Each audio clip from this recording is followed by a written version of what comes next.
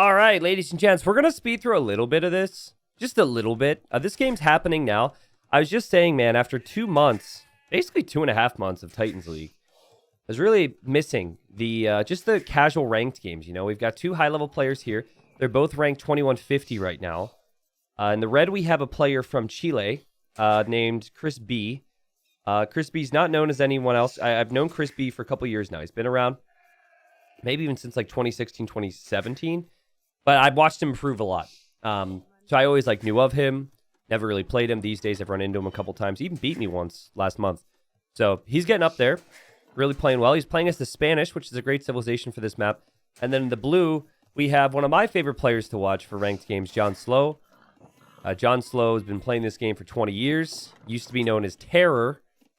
And then people started making fun of his speed. So everyone, calls him John Slow now. But he's an arena legend, loves his closed maps. And most likely what happened here was he had a arena favorited. And then Chris B is an Arabia player, so he had Arabia favorited. They both had the other's favorite map banned, and then Hillfort was kind of in between. And so if I had to guess, I would say that this would probably suit John Slow a little bit more because it is arena-like, because you have the palisade walls. He wants the safety. However, Spanish is really good. They most likely were random civ here. Spanish is probably the better civilization of the two if you're going fast castle. We'll see if that actually happens. I'm going to slow down the game now. I just wanted to speed up the early stages. I hope everyone's having a nice day out there. Did we figure out who Master Chief is? I did not figure out who that player was. I got to talk to them. For those that are wondering, I ran into this player on the ladder the other day. He was 2,300 after just over 100 games. It puts him in the top 50, and they were on an account named Master Chief. And I'm all about Master Chief, don't get me wrong. They were playing on Game Pass, so, maybe they were, playing some Halo before or something. But it's never been the case that someone could just suddenly be top 50 after 100 games. It's got to be somebody. Got to be somebody. Or it's an epic legend coming back from years and years of inactivity, which could always be possible. But they tried to keep their identity quiet from me. And guys, there was another player named Rose on the ladder. Okay, listen to this. And I was always curious. It was a Canadian player. It came out of nowhere and was around 2K, then was 2,100, then was 2,200 very quickly and was playing relatively consistently in the evenings and had a Canadian flag on the account. And I was like, okay, Canadian flag, who could have come back? And my number one guess was this player named Mentalist, who was probably in the top 15 conversation back in 2015, never had played DE. So I was like, I wonder if that's Mentalist. And then I spoke to Dragonstar. Look at this red. What's he doing here? He made a barracks. He's made a mill now. It's so confusing on this map because you don't have berries up on your hill, so you don't know where to mill. I'm trying to figure out exactly what's happening here. It looks like both are headed to feudal. But anyways, long story short, I spoke to Dragonstar, high-level player. Dragonstar does a lot of studying of recorded games. And Dragonstar was like, I bet you that's Mentalist.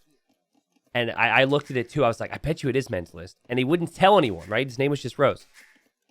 And majority of you guys watching right now probably don't know who Mentalist is, so it wasn't high priority for a lot of people. But anyways, next time I played up against this player named Rose, I remembered Mentalist's first name. So I said, "Sup, Liam?" And he just said nothing in response. And I was like, that's the most Mentalist thing ever. Because if your name isn't Liam, you question mark or whatever. He just nothing in response. Mentalist. I remember him from back in the day. So anyways, months later, the whole story that I'm finishing here is months later, he reveals himself to be Mentalist because he's going to be playing in Nations Cup for Canada. So, pretty cool. Anyways, I don't know why I went off on that tangent. That's the beauty of these types of games, is I can kind of do that. This is definitely fast castle play from both. But Khmer can do that a little bit easier because Khmer don't have to build their buildings to go up to the next stage. But the Spanish do have the Conquistador, which can be pretty crazy. Not really liking the build order here for red, though. He's gone up quite quick, but you don't have the food. Again, if the berries were there, you probably could get away with this. And John Slow says, I don't need no stinking berries. And John Slow is on the way up to Castle Age pretty quickly here. So I'm going to assume that maybe we see a monastery for John Slow. His scout has scouted quite nicely here. He's probably expecting conquistadors from his opponent eventually, so that's why I feel like monks would be a good idea. John Slow loves his monks. We'll see how that goes. What do you guys think about this suggestion for this map? So there's 2 berry bushes on the entire map, and they're always really far away and really inconsistently placed. Like, I don't even know if they have it so one's closer to the other player or not. Example being, I can't even find the other one. There. Okay, so there's one here and there's one here. What do you guys think if they added like 5 to... Well, you'd want even. So 6 berry bushes on this map. That way, there'd be like one here. But then if you don't scout that region in Dark Age, there'd be one here. And then maybe there'd be one here. And then one here. And then like one here. I just feel like it'd be kind of a cool aspect of this map. Because while there are berries out there, they're always so far away. And there's no consistency to the generation that usually people just don't take it. We did cast Loy the Legends yesterday, and someone found berries in the corner of the map and took it. But I think just adding a couple more berry spots would be really good for the map. And then it'd be a little bit more strategic too, right? Like you could... One player might prioritize it, but it's a bit of a risk. Other players might not. You think 4 would be fine? Yeah, I'd be happy with that. I just want to be able to talk about that as a caster, right? To see resources on a map and have no one take them, it just bothers me. But, you know, maybe their vision for the map is that people are not going to be interested in those resources. Okay, so again, Crispy over here. Going for the Conquistador play. I was late to Castle Age. I mean, this is pretty sloppy, all things considered. But the resources are going to be there to make Conquistadors out of the castle and even build that castle when Crispy gets up. Important thing here is, where will that castle go? You can build towers on this, but I don't think you could actually build a castle on this type of elevation. It's just too awkward. But you could always build a castle here. You could build a castle on your hill as well. Some people just like to build their castle on the hill because it's just safer. You know, there could be a risk that you lose your castle. John Slow is booming here. And is definitely planning on making monks. And this monk already is heading over to get a relic. So an arena player's best friend is the monk. Economy could definitely be a little sharper here. Now, this is important in this game.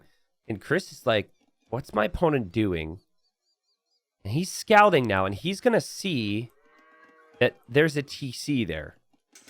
And he's already bringing Vils. I think this is a great decision from him. And this is going to make our game very interesting, or it could just end the game right away, honestly. Because he even added an extra scout. This is really nice. The only thing John Slow would ever have is monks. And this is precisely what I think you should do in this type of situation. This is perfect. Yeah, because your opponent's lead now is their economy. So making the defensive castle would... You could still pressure their economy with the conquistadors, but it wouldn't have the same effect. It's not that far to run either. So the scouts will engage against John Slow's scout. And John Slow will not have anything to stop this. And this is going to be brutal. Perfect castle spot there from Chris. Chris be dropping castles. Funny. Nice save there from John Slow. John Slow's going to see this and be like, are you kidding me, man? Are you kidding me? Probably should have never farmed here, though. Realistically, I don't know if farming there makes sense when you want to farm up here, but he didn't expect the pressure, so it's hard to say. The reason I like John Slow is because the games can always be wacky. For better or for worse, the games can be fun to watch. Also, what's up, Tima? All right, so Scout's going to go down now. Maybe saved. I don't know if you want to bring the Scout in here, because the other Scouts could come in. I mean, Conquistador's going to be on the way. John Slow's out of here. There is another TC over here. What happened to that relic, by the way? Oh, okay, there's a monk with the relic now. And now he's adding more monasteries. See, this is kind of how I expected him to open. We should mention that Chris's eco is set up for another castle. Like, this is all in. These villagers are mining more stone. You got to be a little careful, though, here. John Slow's actually creating more villagers and sending them into the town center. It does look like Chris is kind of noticing this, though, and pulling the weak villagers away. Because eventually the TC will go down. I wonder if this is intentional. This is funny. The fact that he's creating more villas here, because they could just die later on. Okay, nice little Vill lead for John Slow. The stress is real, though. And these villagers are now off stone. And now the villagers are just going to go up to the hill. Okay. And on that hill, we've got double monastery to produce monks. And we also have stone being mined for a defensive castle at some point. Red's been very active with the scouting in this game. Also, like researching things out of the town center you don't want to produce more villagers out of. And now Red's like, I need more stone again. Tricky stuff, guys. Like, Red probably wants to castle drop this, but you don't really want to get the weak villagers and run across the map. We might actually see villagers come from this TC and head over there. Again, if you could drop the castle here, I think you should do it. But I don't think you can actually build a castle on that hill. It's not like I've tried that many times, but my game sense is telling me that. So either I witnessed it at one point or I tried it at some point. Maybe my feeling's just wrong on that. Hey, Sam, what's up? Ooh, what about a siege tower? Siege tower would actually be epic, though. Siege tower into the opponent's base. That also could be denied by a scorpion and monks, so it's probably pretty risky. 52 villagers versus 36. The eco is definitely there for John Slow. He's got lots of monks, and you need to be careful here. You need to hop inside of that town center. And yes, here come more villagers. Oh, boy! Castle drop number 2 incoming. Now, John Slow doesn't know the villagers are coming, but the importance of the outpost, guys, that lets you know what's happening. Is there a market over here? No market for John Slow. See, if John Slow had a market, upon seeing this, he would probably buy stone and drop his own castle next to all this. Now what do you do? Oh, man. Now, some of the scouts are weak, but it feels like that castle is just going to go up. I don't know how you can deny it. If it wasn't Spanish, maybe it's different, but Spanish do build faster. Here he goes, trying to convert some of the conquistadors. The scouts are going to loop in here. And John Slow doesn't want to lose his monks, understandable. They've lived a long life, but they still got a couple more years left. You don't want to just let them go. And so now it's 2 castles on John Slow. So we could lose another TC out here. Like, just brutal, man. Brutal aggression from Red. Oh, how do you stop this? I mean, monks is how you stop this. Probably would make sense to make some spearmen. I like how there's a siege workshop and a castle on either side here. We have another TC up on the hill. So that'll be TC number 5 for John Slow in total for this game. Should Lycab be even more conversion resistant? No, I don't think so. I think they're in a good spot.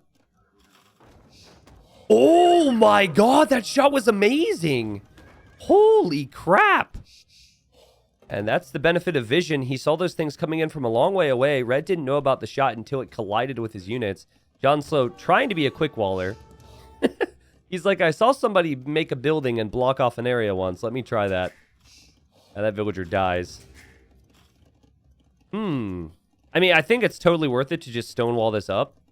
Like, bring the monks, protect the area, and stonewall it up. Look at Red. Looking around, Red's like, where is his economy? John Slow is fully surrounded right now. Oh, boy. Let's look at the APM, guys. Let's see how fast these players are. Yep, as expected in a John Slow game. Okay, good to know. And we have a defensive castle here from John Slow. I like this. I like this a lot.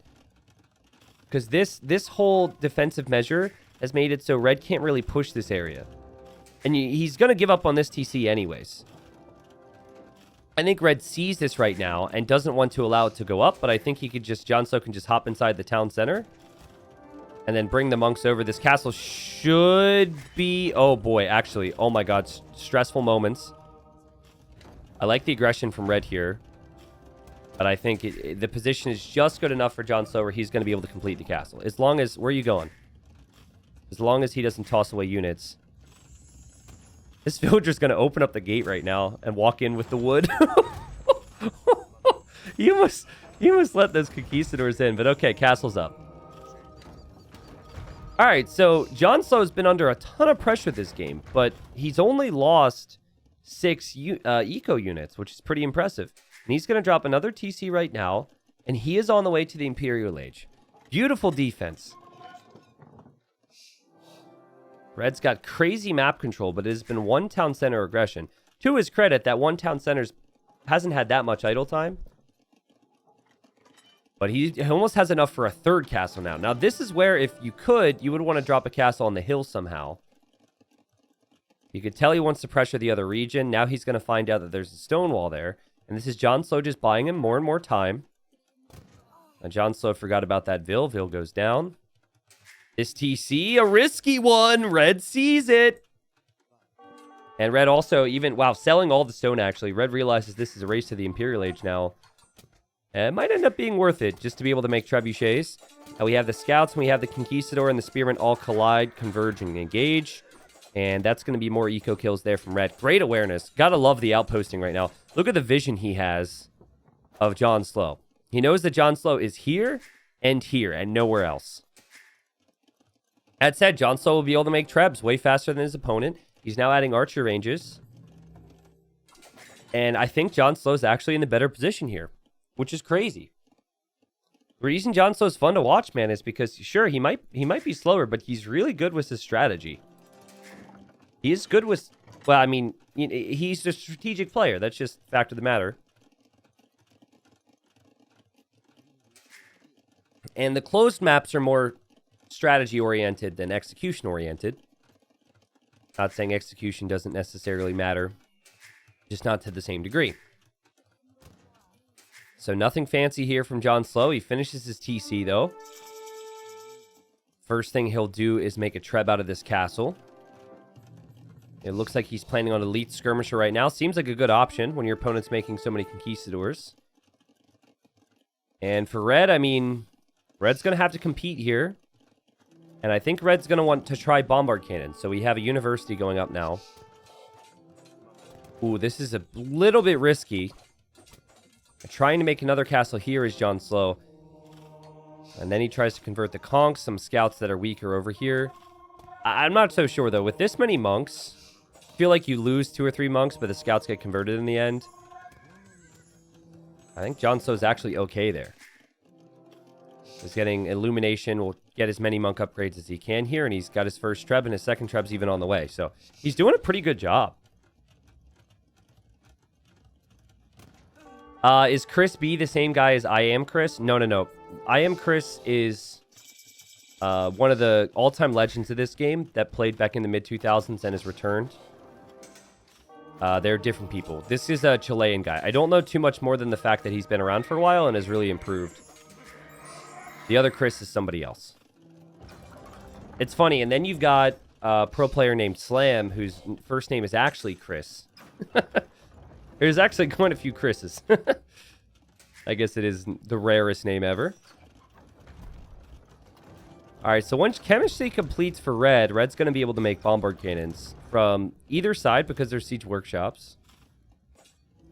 But it's 97 eco versus 50.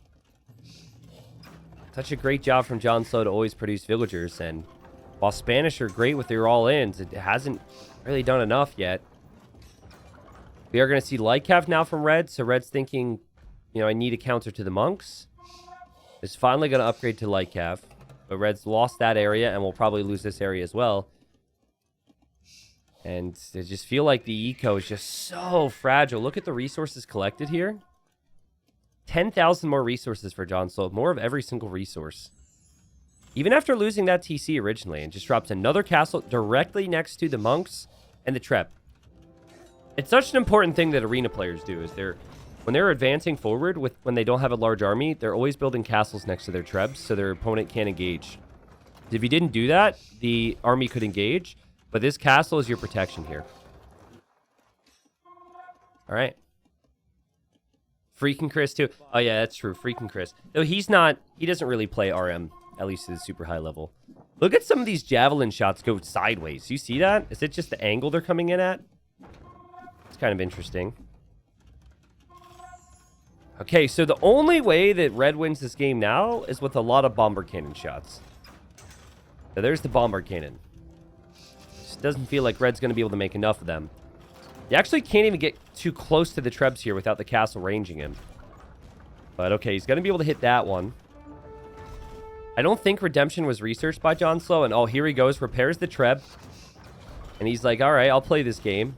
Meanwhile, I'll take out your castle. Meanwhile, over here, villagers are going down and buildings and everything are going down. And realistically, I think if you're just seeing bombard cannons, I think you can just, with this much food flowing in, I think you can just go for cav. Just add stables. But also, you could always go for Arbalest, too. If you're a little concerned, you could just go for Arbalest. John still wins that game. Dang. Making it look easy here. Just soaking up the pressure. Relying on the economy and defending. I'm going to tell you, though, what changes this game. You know? So, red, he got his castle down, I think, in the perfect spot. Okay? If this was not hillfort, if this was, like, crater fort or something... and red could actually drop the next castle here instead of having to run all the way over here, it's amazing. But because he couldn't drop the castle here and he had to bring more villagers out of his economy to drop this castle, Jon Snow's economy was just getting better and better, and this is the area that was crucial to it. So I think, you know, something that red could have maybe considered is instead of trying to castle drop this one, I think you just focus on getting a couple light cav with some conks and you take out this gate and then you run in and drop the castle there. But I actually think Jon Snow, if you look at his economy in the middle, like this was always way more important than anything on the outside, while the outside is important. And I think red just had some difficult decisions to make because you cannot castle here. And he maybe felt like Jon Snow was waiting for him on the hill. Now, I'm not sure if the castle actually goes up if it's next to the TC. That might not be a possibility. But anyways, I just thought that was kind of interesting. But Jon Snow made it look really easy in that game. Did collect more resources. Good old hill fort action. So yeah, I'm curious what people think about the map. I'd like to see a few more berries on it. But I think that's kind of the cool aspect of the map, how your hill can always be a point of protection. And how, while the outside is important, this is an example of how having good economy against all-ins is still, you know, something you can rely on to win games. You would think that maybe not having access to some of these other resources would be an issue, but I think when you can get this many farms, this is what, 28 farms. His opponent had 10. I think you can always make something happen.